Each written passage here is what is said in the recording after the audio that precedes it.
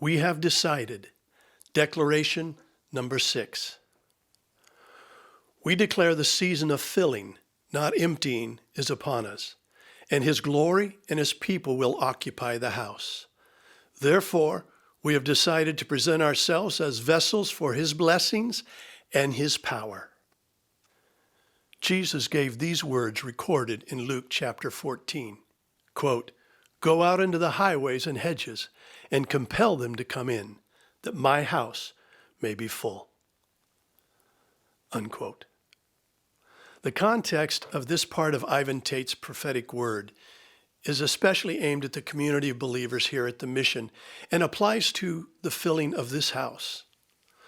So our notes on this declaration will refer directly to our current experience and expectation of the fulfillment of the prophetic word. However, we are confident that this word is bigger than us and can be applied to individuals and churches anywhere this declaration resonates. The greatest resource of any church is God's manifest presence.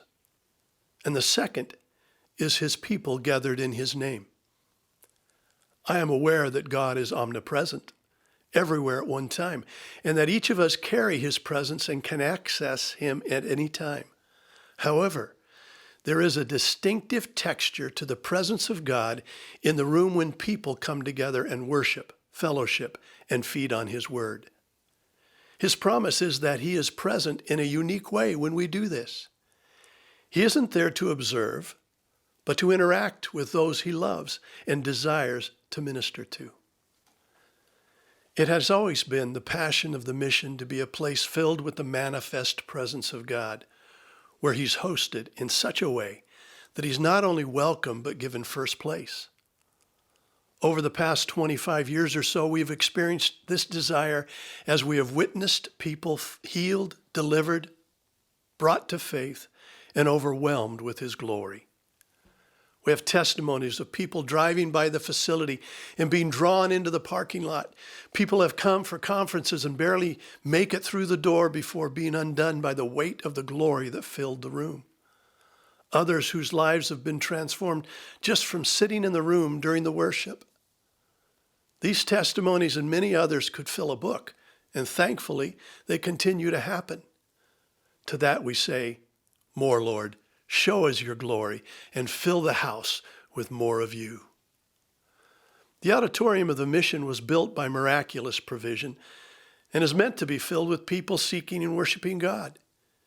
It doesn't take a seer to see that the last few years have been marked by COVID-related contraction, either from those afraid to be in groups or those moving to other cities and states. It is not unusual for me to sit alone in our auditorium and enjoy conversations with God. I enjoy being in there with a small group of people worshiping, praying, and experiencing His presence. But I must be real and say I love it most when it's filled with both His glory and His people. So you can imagine why the prophetic word declaring a time of filling of both presence and people stirs me intensely and answers the desire of my heart. With this word resonating not only in my heart, but in all that call the Mission home, we present ourselves before God to be vessels through which He can pour out His blessings and demonstrate His power. We offer ourselves to be agents of invitation and welcome. There are a couple of challenges that come with welcoming the filling of the house with His presence and people that we must understand. When it comes to a fresh outpouring of His glory, we need to anticipate that it will most surely challenge our mindsets and at times make things uncomfortable. We've been through this before, and hopefully we will welcome Him in a way He desires to come, allowing Him to transform us again. The second challenge we must be aware of and accept is that the people who will come to fill the house may not look like we are used to and will again bring discomfort and challenge our love. Jesus spoke a parable that illustrates this point. Jesus tells of a man inviting people to a feast. Most likely he was including friends and family that were important to him on his invite list. When it was ready and the guests were notified, they began to make excuses as to why they could not attend. In so doing, they were discounting the value of the invitation and the relationship being offered by the master of the house. The master then instructed his servants first to go into the streets of the city and then outside the city and compel or persuade the people to come to the dinner. What is interesting is the guest list has now changed from the known and favored of the master's relationships to strangers described as the poor, the crippled, the blind, and the lame. I'm convinced that Jesus is not speaking of just physical maladies, but of those with spiritual blindness, emotional troubles, and relational dysfunction.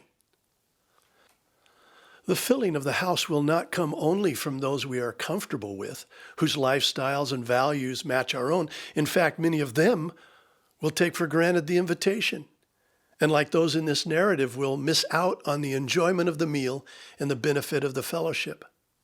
But the harvest that will fill the house will include those we may find difficult to relate to or understand.